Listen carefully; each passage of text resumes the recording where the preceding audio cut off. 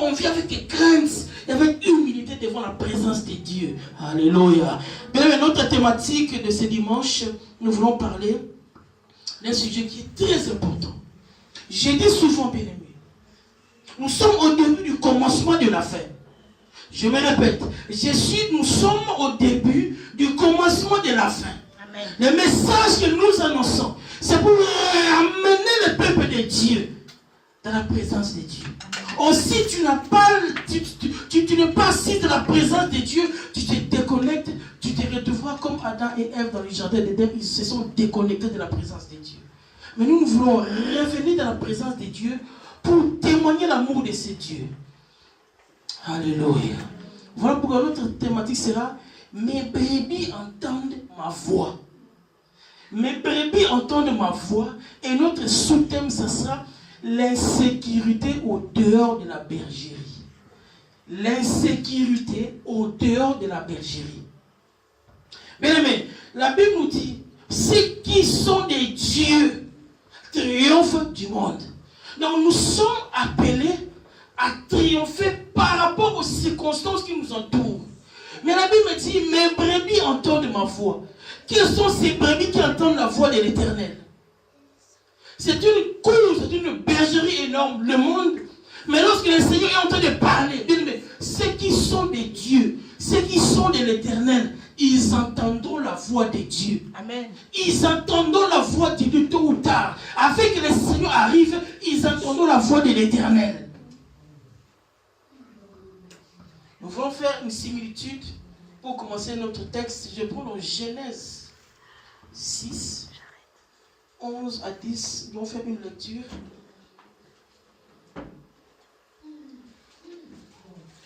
En plus, il fait tellement beau aujourd'hui. Gloire soit rendue au Seigneur. Amen. Ça me rend encore joyeux. Alléluia. Amen. Je suis dans Genèse 6, 11. La Bible déclare. Genèse, la terre était corrompue, nous dit la Bible. Alors Dieu trouve un homme Noé et lui dit, fais-toi cette tâche parce que la terre est corrompue. Il y avait un mal que le Seigneur a supporté longtemps, mais ce mal est monté jusqu'au trône de Dieu. Il dit à cet homme Noé, fais-moi l'arche. Je vais vous montrer un peu l'idée de cette arche. J'avais notre pupitre, mais nous n'avons pas. Il dit à Noé, lorsqu'il est entré dans l'arche, il avait 600 ans, Noé. Alors, Dieu a donné cet homme la force de faire cette arche de l'alliance, cette arche de Noé, qui avait 120 mètres de longueur, qui avait 22 mètres de largeur et 13 mètres de hauteur. Il dit à Noé, fais-moi cette tâche avec des mesures que Dieu lui avait données. Cette tâche symbolise aussi, et nous avons vu, cette tâche symbolise d'une manière ou d'une autre l'église ou la présence de Dieu. Il dit, toute chair qui n'entrera pas, tout ce qui ne rentrera pas dans l'arche périra. Mais c'est pour nous dire, lorsque tu es hors la présence de Dieu, longtemps Noé a parlé aux gens. Regardez la patience n'est-ce pas, de Dieu. Pour que Noé construise cette tâche, ça ne lui a pas pris 1 an, ni 2 ans. Ça lui a pris beaucoup d'années. Toutes ces années, il était en train de construire l'arche. Les gens le voyaient. D'autres se moquaient de lui. Ils disaient, oh, un vieillard comme toi, de plus de 500 ans, est-ce que tu arriverais à construire cette tâche? Regarde la patience de ces dieux. Il est resté patient. Les gens, pour qu'ils se convertissent, mais les gens ne voulaient pas se convertir. Mais la conversion aussi, c'est aussi un choix. Suivre aussi Dieu, c'est aussi un choix. Lorsque tu choisis de suivre le chemin de Dieu, c'est un choix que tu as choisi. Mais les gens, n'est-ce pas, dans l'époque de Noé, ils ont choisi de faire autre chose. La Bible nous dit, tout ce qui était arrivé au temps de Noé arrivera les jours, n'est-ce pas, de l'avènement des fils de l'homme. Qu'est-ce que les gens faisaient? Les gens se mariaient, les gens mangeaient, les gens faisaient tout ce qu'ils avaient à faire. Mais il y avait une telle distraction incroyable. Mais il dit, tous ceux qui sont des dieux entendons la voix. Mais les gens, Noé a parlé, mais les gens n'ont pas entendu la voix de Noé. C'est comme de nos jours, la Bible nous dit, lorsque vous entendez la voix de l'Éternel, n'endurcissez pas votre cœur. Parce que lorsque tu as endurci ton cœur, c'est ça comme étant de Noé. Dieu était patient, mais les gens étaient occupés à autre chose. C'est comme de nos jours, nous savons bien, les gens sont occupés plus à autre chose. Les gens n'ont plus les regards tournés vers l'essentiel. Et notre essentiel, c'est d'être Jésus-Christ. Notre essentiel doit être de sortir, n'est-ce pas, du milieu de mon cœur et de rentrer dans la présence de Dieu. Amen. Mais les gens n'ont plus les regards vers l'essentiel. Ce qui doit nous sauver, ce qui doit nous apporter plus. Les gens, au contraire, courent, n'est-ce pas, vers, n'est-ce pas, des choses qui sont périssables. Au lieu de t'attacher à celui qui bénit, les gens s'attachent au matériel, ce que Dieu donne. Non, en réalité, nous devons nous attacher à celui qui donne, qui est Jésus de Nazareth. Lui, il est l'essentiel. Mais dans le temps de Noé, l'Éternel dit à Noé, les gens sont corrompus. Les gens sont trop de violence. J'ai décidé de mettre fin à l'espèce humaine. Mais toi et ta famille, vous y rentrerez. Vous ferez entrer les animaux par espèce, 2 par 2.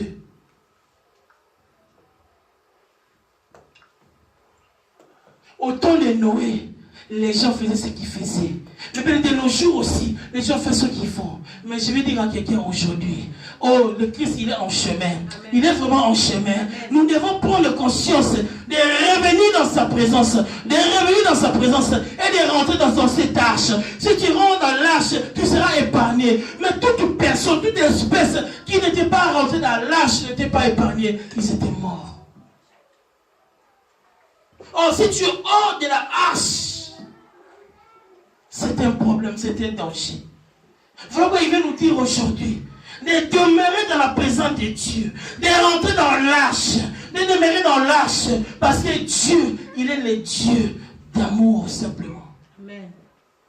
Alléluia. Alléluia. Mais, vous savez, lorsque j'étais en train de réaliser cette tâche qui était énorme, cet homme qui a pu, n'est-ce pas, le courage de pouvoir bâtir cette tâche, il faut dire non à Dieu, c'est impossible de le faire. Mais il a eu confiance, il a eu foi en Dieu et il croyait en lui-même que c'était possible, je peux le faire. Mais demeurons dans la présence de Dieu. Dans la présence de Dieu, il te donne, au-delà de ce que tu peux espérer, il te donne. Il te donne même ce que toi tu n'as pas demandé. Tu n'as même pas te demandé, lui il te donne. Pourquoi? Parce que tu es dans sa présence. Mais aujourd'hui, vous savez, le principe de Dieu est que si tu t'attaches à Dieu, tu n'as même pas besoin de demander certaines choses. Ça viendra d'elle-même. Ça sera automatique. Dans la présence de Dieu, Dieu reçoit, Dieu te donne. Mais longtemps, Noé il a parlé, les gens n'avaient pas écouté.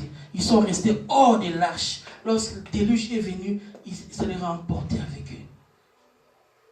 Alléluia. La Bible déclare dans 1 Pierre 3:20,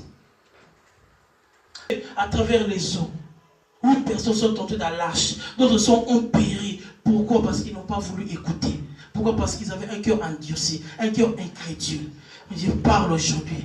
Donnons nos cœurs à Dieu. Donne ton cœur à Dieu. Que Dieu te prépare. Que Dieu te façonne. Que Dieu te dirige. Que Dieu, n'est-ce pas, te labore. Que Dieu fait face de toi ce que lui, il veut. Mais ça peut être compliqué de dire à Dieu, fais de moi ce que tu veux. Mais si Dieu fait de toi ce que lui veut, tu seras plus meilleur. Mais si toi tu veux que toi tu sois comme toi, il y aura des défaillances, il y aura des erreurs, il y aura des anomalies. Mais si Dieu fait de toi ce que lui veut que tu sois plus meilleur. Amen. Nous, il avait été sauvé parce qu'il avait écouté. Bien-aimé, écoutez la voix de Dieu. Amen. Lorsque tu écoutes la voix de Dieu, cet homme, Abraham, il avait écouté la voix de Dieu. Une fois, il a obéi. Une fois, il a obéi. Écouter la voix de Dieu, je dis souvent, c'est personnel. Lorsque Dieu vient te dire des choses, c'est personnel. Lorsque tu obéis, Dieu est en train de te préparer vers la grandeur. Tu veux la grandeur, mais tu ne veux pas écouter la voix de Dieu. Tu veux la solution dans ta vie, mais tu ne veux pas écouter la voix de Dieu. La voix de Dieu, c'est lorsque la parole de Dieu est prononcée, c'est la voix de Dieu. Alléluia. Alléluia. La Bible dit dans Jean, dans Luc 17, 26, ce qui arriva au temps de Noé arrivera aussi au temps du Fils de l'homme. Lorsque le Fils de l'homme viendra, c'est la même chose. Les gens sont trop occupés à autre chose. Les gens se préoccupent plus de manger, de boire, de je sais pas autre chose. Mais les gens ne se préoccupent plus de l'œuvre de Dieu. Les gens, n'est-ce pas, se déconnectent avec la présence de Dieu en voulant s'attacher à autre chose. Or, nous, en réalité, chrétiens que nous sommes, mais la Bible nous dit, si toi tu es comme tu vis, tu ne t'appartiens plus, tu appartiens à Dieu. Parce que c'est Dieu qui t'a racheté. En réalité, tu appartiens à Dieu. Tu dois vivre selon Dieu. Amen. Selon la parole de Dieu. Au jour de l'événement du Seigneur, mais je dis souvent, ne rate pas cet événement. Même les jours où j'étais tranquillement dans mon sommeil, où le Seigneur me montre les jours de l'enlèvement, il m'a montré, n'est-ce pas, que les gens en train de...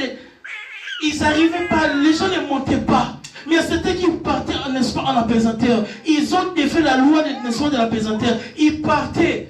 Mais d'autres ne partaient pas. D'autres ils étaient distraits. D'autres ils traînaient les à pied. C'est comme aujourd'hui. Les gens traînent les à pied. Trop. En voulant faire autre chose. Mais cet événement arrivera où les chrétiens partiront, où le Seigneur venait dans les airs, où ceux qui sont en Christ, ceux qui sont morts premièrement seront ressuscités, et ceux qui sont restés vont être transformés. Mais si tu ne vois pas la transformation, c'est-à-dire que tu n'es pas monté. Amen. Il y aura une catastrophe mondiale où il y aura, n'est-ce pas, un pilote qui est chrétien. Imaginez-vous, un chrétien pilote en train de piloter un avion, les jours de l'enlèvement, et il part. Qu'est-ce qui va arriver? L'avion va cracher. Voilà pourquoi restons connectés avec Dieu. Restons connectés dans la présence de Dieu afin qu'un jour nous soyons sauvés. Amen. Alléluia. Amen. Parce que ce Dieu-là, il est un Dieu de promesses. Parce qu'il y a l'insécurité hors de la bergerie, nous avons dit. Hors de la bergerie, il y a l'insécurité. L'insécurité est liée, n'est-ce pas? Lorsque toi tu es hors de la bergerie, la Bible déclare, il y a un loup, n'est-ce pas, un loup ravisseur qui rôde autour, n'est-ce pas, des enfants de Dieu, cherchant qui dévorer. Si tu es hors de la bergerie, si tu n'es pas dans la présence de Dieu, mais tu risquerais d'être dévoré par les loups. Voilà, je dis, il y a l'insécurité. Toute personne qui se déconnecte avec Dieu, qui a une vie selon elle-même, il est vraiment en danger, en danger et en danger. Voilà pourquoi nous voulons prendre dans Jean, notre deuxième texte dans Jean 10. Jésus-Christ là, il est en train de donner, n'est-ce pas, son identité par rapport aux brebis. Il dit, je suis le bon berger. Mais les bons bergers est celui qui nous sécurise. Lorsqu'on dit les bergers, nous voyons la bergerie. Donc quand tu vois la bergerie, certainement dans la bergerie, il y a des troupeaux. Lui, il dit, il est le garant de tous les troupeaux. Il est celui qui sécurise tous les troupeaux qui sont dans la bergerie. Mais il y a trois sujets auxquels nous voulons parler. Il y a les bons bergers, il y a le mercenaire, et il y a la brebis. Le mercenaire, c'est celui qui a l'apparence du vrai, mais il semble en remplir des fonctions, mais il dévoile sa face lorsqu'il y a un danger. Un mercenaire, c'est lorsqu'il il a l'apparence, n'est-ce pas, d'un conducteur, mais lorsqu'une brebis est en difficulté, le mercenaire prend la fuite.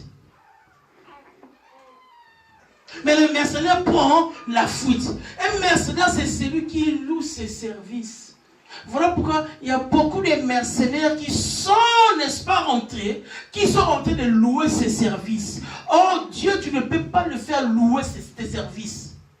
Mais le mercenaire est celui qui fait croire aux gens qu'il est le bon berger. Or, en réalité, il n'est pas le bon berger. Nous avons dit, nous avons trois sujets, nous avons trois éléments. Le mercenaire, le bon berger et la brebis. Jésus nous dit, il est le bon berger. Oh, il est celui qui est en train de sécuriser la bergerie. Voilà pourquoi je dis bien aimé.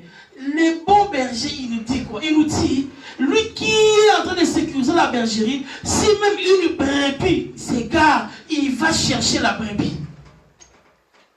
Voilà pourquoi je disais, l'insécurité hors de la bergerie. Oh, si tu es hors de la bergerie, si tu es hors, n'est-ce pas, de la limite limite autorisée. La Bible nous dit que l'ennemi est en train de rôder tout autour. Il est en train de rôder tout autour. Lorsqu'il te voit sortir de la bergerie, c'est là que tu deviens, n'est-ce pas, tu n'as plus de vie qui est liée à la parole de Dieu. Lorsque tu n'as plus une vie qui est liée à la sainteté. Lorsque tu n'as plus une vie qui est liée à la gloire de Dieu. En réalité, notre vie doit refléter Christ de Jésus. Notre vie doit refléter la grandeur, la gloire de Dieu. Lorsque notre vie ne reflète plus le Dieu, Christ en nous, bien aimé, c'est là que tu sors de la bergerie, tu es en danger. Voilà que plusieurs, ils étaient rentrés dans l'église, mais ils sont sortis, ils sont en danger. Ils sont en danger. Donc je dis, c'est la présence de Dieu. Mais la présence de Dieu doit être continuer dans notre vie tous les jours. Amen.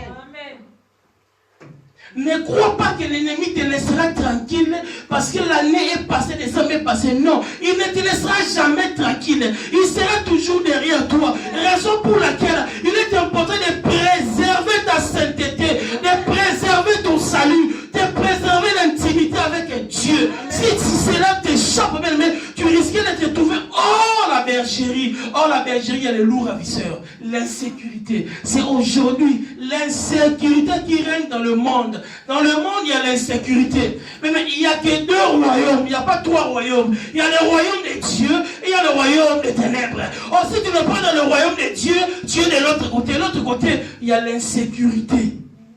Il n'y a pas de pitié. Il n'y a pas de pardon. Dans le monde de l'ennemi bien-aimé, ils s'entretuent entre eux. Lorsqu'ils t'envoient en mission, tu ne réussis pas. Ce sont les gens, n'est-ce pas, de même famille, je veux dire de même monde. Mais tu es maltraité. Tu es vraiment maltraité. Mais nous, dans notre présence de Dieu, il nous dit simplement de ne pas sortir de la bergerie. Il y a une limite qui nous a été tracée.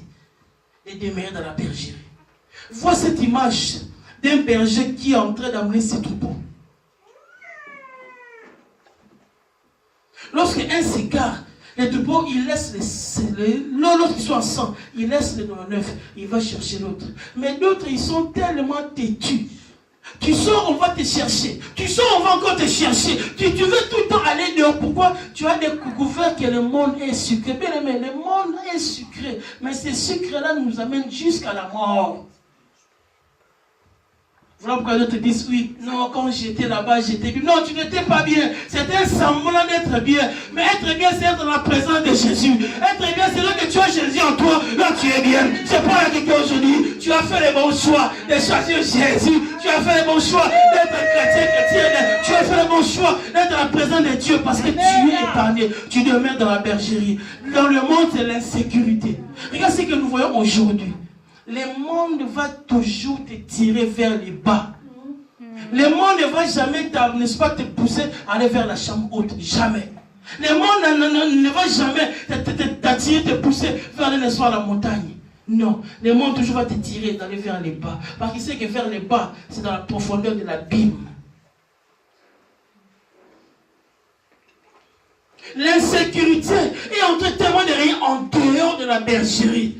Parce qu'en dehors de la bergerie, il y a un homme qui est en train de régner. Il y a le diable qui est en train de régner. Voilà pourquoi nous, tant que peuple de Dieu, nous devons faire, n'est-ce pas, la part des choses. Il y a deux royaumes. Mais nous sommes dans ce monde, la Bible nous dit, le prince du monde est en train de dominer. Mais nous sommes dans ce monde, nous ne sommes pas liés à ça. Nous, avec Jésus-Christ, nous sommes plus que vainqueurs. Voilà pourquoi demeurons où? Dans la bergerie. Amen.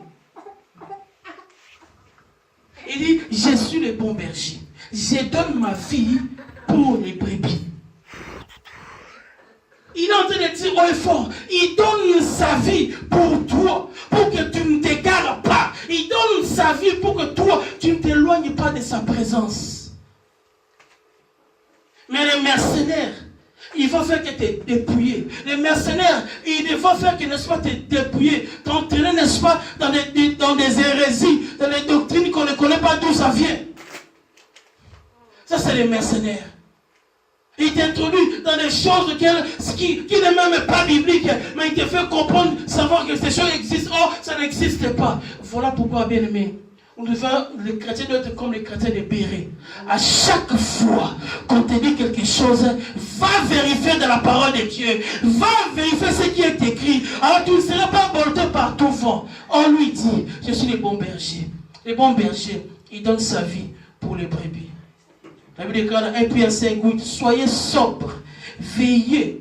Votre adversaire, le diable, rôde comme un lion rugissant, cherchant qui dévorer. Il dit, vous devez être sobre.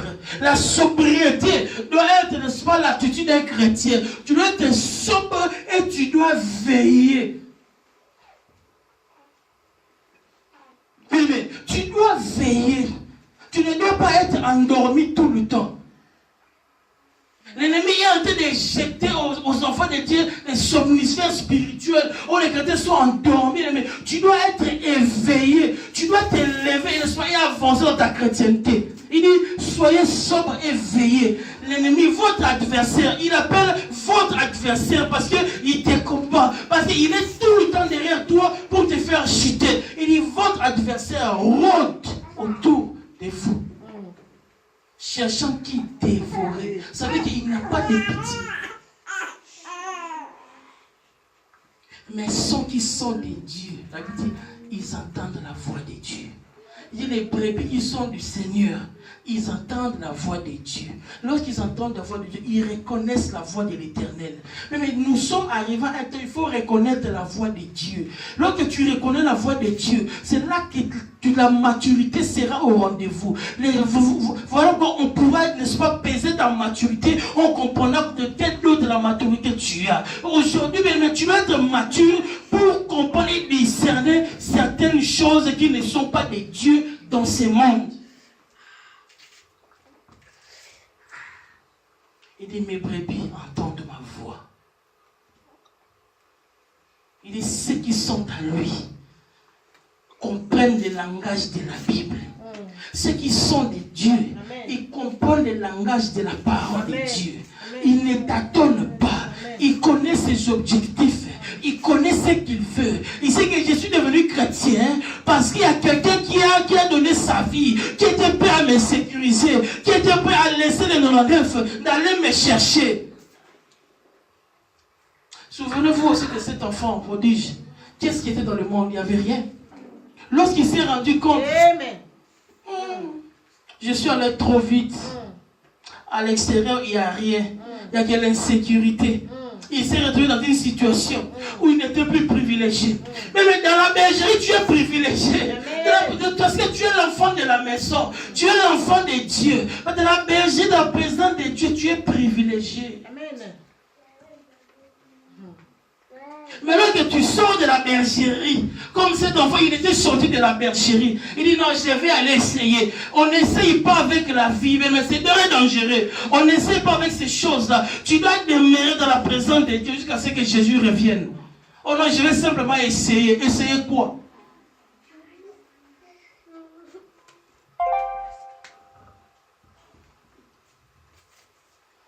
Alléluia, bien aimé. Alléluia. Donc cet enfant, il s'est rendu compte que lorsque j'étais parti, je n'étais plus en sécurité. Je commence à manger n'importe quoi. On commence à me traiter n'importe comment. C'est ce qui arrive dans le monde. Lorsque les gens sont tellement... Et le Seigneur, il vient pour distraire. Vous savez, souvenez-vous, lorsque les peuples de Dieu sont sortis de l'Égypte, il y avait un peuple qui sont partis avec les ramassis. Un peuple qu'on appelle les ramassis. En sortant de l'Égypte, ils étaient sortis, c'est vrai, avec les biens. Mais il y avait d'autres Égyptiens qui sont sortis avec eux aussi, qui les aimaient. Ils sont sortis avec eux aussi. Mais il y avait un peuple qu'on appelle les ramassis. Ce peuple, les ramassis, ils ont provoqué la rébellion, ces peuples de Dieu. Ils ont été rebelles à cause des ramassis. Ils les ont rendu en erreur, les ramassis. Voilà pourquoi la Bible nous dit, sortez du milieu d'eux. Dieu lui-même, il sait lorsqu'il dit à son peuple de sortir du milieu d'eux. Du milieu de qui? Des gens qui se moquent de Dieu. Le monde se moque de Dieu. Le monde a l'information que Jésus-Christ est Seigneur. Mais comme le monde, n'est-ce pas, sa tendance est déjà arrêtée, il veut que tout le monde, n'est-ce pas, puisse suivre le même chemin. Mais nous disons non au monde, oui à Jésus. Alléluia. Non au monde, oui à Jésus. Non, on chante, il y a distraction. Oui, il y a Jésus. Mais le monde ne fait que nous distraire. Si tu comprends la langue de la Bible,